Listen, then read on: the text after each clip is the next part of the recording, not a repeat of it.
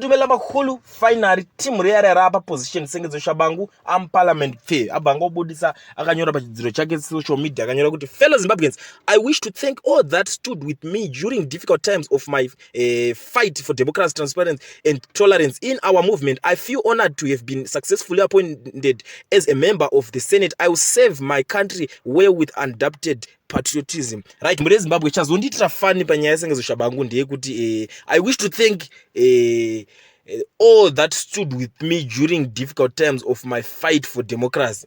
Imi ndo pega panoda kuti munhu anenge ada kunyebedzera kudzungara anofana kubuda pachena Tshabangu kuti inini ndoda kutenda lawyer rangu rine unyanzvi rakanimirira va Louis Muriri, ndoda kutenda majaji vakamira neni, kwete kuti vanhu hakuna munhu weZimbabwe akamira naTshabangu. Vanhu vaitopopotera kuti Tshabangu what's that, chicho waita ichocho, nhasi ada kunyebedzera kuti kutenda vanhu vapi vanotenda, vanhu vanoziva, vanhu vakamira navo. Ndiani munhu wacho vanoda kutenda anobuda nhasi achitaura kuti ndakakusupport iwo panguva yacho?